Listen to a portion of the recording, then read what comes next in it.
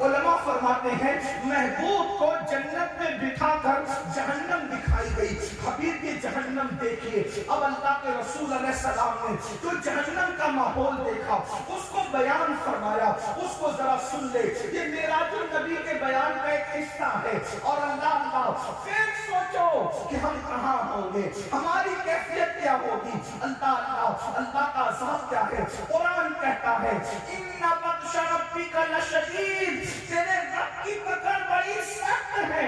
اللہ کی پکڑ سے ڈرو, اللہ کی پکڑ سے ڈرو, اس لیے کہ جب وہ پکڑ کرے گا, جب وہ عذاب دے گا تو بھائی کو پتہ بھی نہیں چلے گا, باپ کو پتہ بھی نہیں چلے گا, ماں کو پتہ بھی نہیں چلے گا. میرے امام کہتے ہیں ان کے سوا رضا کوئی حامی نہیں جہاں, ان کے سوا رضا کوئی حامی نہیں جہاں.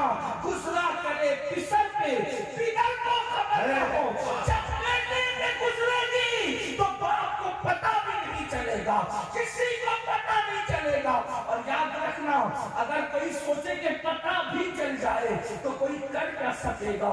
اللہ اکبر. وہاں تو کسی کو اجازت ہی نہیں ہوگی, وہاں تو کسی کو اللہ اکبر اللہ اکبر, وہاں تو کسی کی طاقت بھی نہیں ہوگی. میرے امام مزید فرماتے ہیں, کہتے ہیں کہ شفاعت کرے حشر میں جو ہماری, سوا تیرے اس کو یہ قدرت ملی ہے.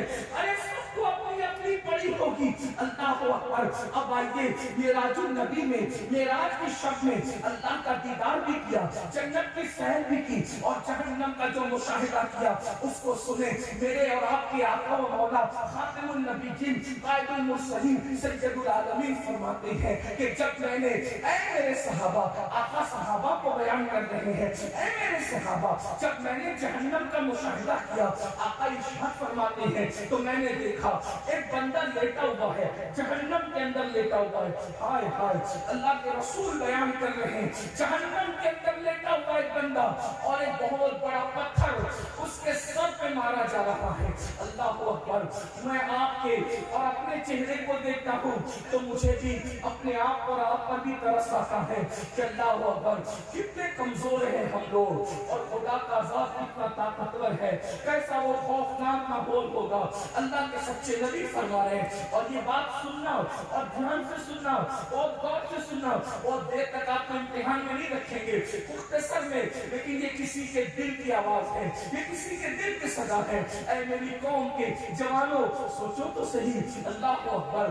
جہنم کی آگ پر کوئی لیٹا ہو اور اس کے سر پر بڑا پتھر مارا جا رہا ہو. اللہ کے رسول بیان کر رہے ہیں, اللہ کے سچے نبی بیان کر رہے ہیں. اللہ اکبر. یہ اتنے سچے ہیں, سچے تو دنیا میں بہت آئے, لیکن میرے نبی اتنے سچے ہیں جن کی سچائی کی گواہی ان کے دشمن بھی دیتے ہیں. دشمن بھی جسے صادق الوعد الامین کہتے ہیں, جس کی سچائی کی گواہی اللہ تبارک و تعالیٰ دیتا ہے. اللہ اکبر. ذرا غور کو کریں, یقیناً آپ کو معلوم نہیں ہے, اس لیے آپ کہیں اور جا رہے ہیں. یہ جیسے اسی لیے تو ہے, ہمارے مطلب صاحب اسی لیے فرمایا, یہ جیسے اسی لیے تو ہے تاکہ آپ کی معلومات میں اضافہ ہو, آپ کو بتایا جائے, آگاہ کیا جائے کیا ہو رہا ہے. اللہ اکبر. میرے آقا سچے نبی صادق المصدوق فرماتے ہیں ایک شخص لیٹا ہوا ہے اور اس کے سر پہ بڑا سا پتھر مارا جا رہا ہے, اور وہ پتھر لڑک کر دور جاتا ہے. وہ بندہ اس کو اٹھا کے لاتا ہے تو پتھر سے تو سر کچلا گیا تھا. شارحین فرماتے ہیں سر وہ پتھر سے جب کچلا جاتا تھا تو وہ سر ایسے پس جاتا تھا جیسے چنے پہ ہتھوڑا مارنے سے چنا پس جاتا ہے, ویسے وہ پتھر مارنے سے سر پستا ہے. اور آپ اس کا اندازہ کر سکتے ہیں, پڑھے لکھے لوگ ہیں, سن کچھ والے لوگ ہیں, جب سر سے پتھر ٹکراتا ہے تو سر کی کیفیت کیا ہوتی ہے. لوگ ہیلمٹ لگا کر سفر اس لیے کرتے ہیں, ہاتھ میں چوٹ آئے گی تو چلے گا, پیر میں چوٹ آئے گی تو چلے گا, جسم میں چوٹ آئے گی تو چلے گا, لیکن سر بچا لو. اس لیے کہ ہاتھ پیر میں سینے پہ کہیں بھی چوٹ آ گئی تو زندہ رہنے کے امکانات باقی رہیں گے, لیکن اگر سر پہ چوٹ آ گئی تو زندہ رہنے کے امکانات ختم ہو جائیں گے. اللہ اکبر. اس لیے لوگ ہیلمٹ لگاتے ہیں. ہماری حکومت کی طرف سے بڑی پابندی, ہیلمٹ کے لیے بہت اچھی باتیں لگانا چاہیے, لیکن سوچو میرے بھائیوں, اللہ کے سچے نبی صادق المصدوق فرماتے ہیں سر کچلا جاتا ہے, اور اس کی کیفیت شارحین کیا بیان کرتے ہیں, جیسے چنے پہ ہتھوڑا مارنے سے چنا پس جاتا ہے, اسی طرح سر کچلا جا رہا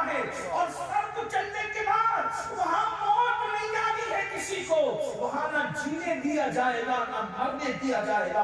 اللہ اکبر، کیا دردناک صورتحال ہے۔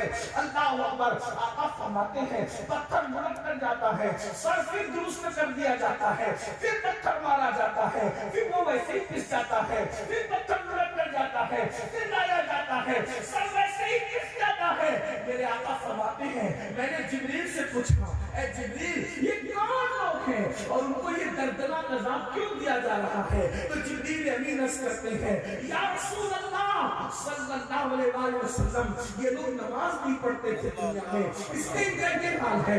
اللہ اکبر، میرے بھائیو آپ سے پوچھنا چاہتا ہوں، آپ لوگ 4 گھنٹے سے، کوئی 5 گھنٹے سے، کوئی 3 گھنٹے سے اس جلسے میں بیٹھا ہوا ہے، لیکن آپ سے پوچھتا ہوں کتنے شوق سے جلسے میں آتے ہو، جلسے گھنٹوں چلتے بیٹھتے ہو، اللہ اکبر، لیکن نماز پڑھنے میں کتنا ٹائم لگتا ہے؟ صرف 10 منٹ کا ٹائم لگتا ہے۔ ایک وقت کی نماز میں صرف 10 منٹ کا ٹائم، اور اگر 5 وقتوں پڑھنے تو صرف 50 منٹ کا ٹائم لگتا ہے۔ اب آپ مجھے بتائیں 50 منٹ نہ نکالنے والوں کتنی دردناک عذاب کی طرف تم جا رہے ہو، کتنے دردناک عذاب کو چیلنج کر رہے ہو، کتنے دردناک عذاب کو آواز دے رہے ہو، اور پھر سن لو کوئی بچانے والا نہیں ہے۔ امام آواز دے رہے ہیں ان کے سوا عذاب کوئی حامی نہیں جہاں گزرا کرے پسر پہ، پسر کہتے ہیں بیٹے کو، گزرا کرے پسر پہ، پدر کو خبر نہ ہو، پدر کہتے ہیں باپ کو، باپ کو بھی خبر نہیں ہوگی۔ اور سن لو بچانے والی ایک ذات ہے، وہ محمد رسول اللہ کی بات ہے۔ اب ان کی حدیث سنو، آقا ارشاد فرماتے ہیں کہ جس نے جان بوجھ کے نماز چھوڑ دی قیامت کے دن اس کے ساتھ میرا کوئی وعدہ نہیں۔ دھوکے میں مت رہنا، اللہ کے رسول نے آگاہ کر دیا، حضور علیہ السلام نے آگاہ کر دیا ان کے ساتھ میرا کوئی وعدہ نہیں ہے۔ جو نماز چھوڑ دے تو ان کے ساتھ آقا فرماتے ہیں میرا کوئی عہد نہیں ہے، کوئی وعدہ نہیں ہے۔ مسجدوں کو ویران کرنے والوں، مسجدوں سے کوسوں دور بھاگنے والوں، بتاؤ کیا یہ عذاب ہم سے برداشت ہو سکے گا؟ کیا یہ عذاب ہم برداشت کر سکیں گے؟ نہیں نہیں، ہرگز نہیں۔ اپنی جوانی پر رحم کھا لو، اپنی ہڈی چمڑے پہ رحم کھا لو، اپنے آپ پہ رحم کر لو۔ میں آپ سے کسی اور کے لیے رحم کی بھیک نہیں مانگ رہا ہوں، میں آپ سے آپ کے لیے رحم کی بھیک آپ سے مانگ رہا ہوں۔ نہیں برداشت کر سکیں گے۔ یہ دنیا چند سال کی ہے، یہ دنیا میں چند دن جینا ہے، پھر موت ہے۔ روح کا رشتہ جسم سے ٹوٹ جائے گا میرے بھائیوں، مر جاؤ گے، موت آنی ہے، حق ہے، موت برحق ہے۔ موت سے کس کو رستگاری ہے؟ آج وہ کل ہماری باری ہے۔ مرنا چاہو گے تو بھی موت آئے گی، نہیں مرنا چاہو گے تو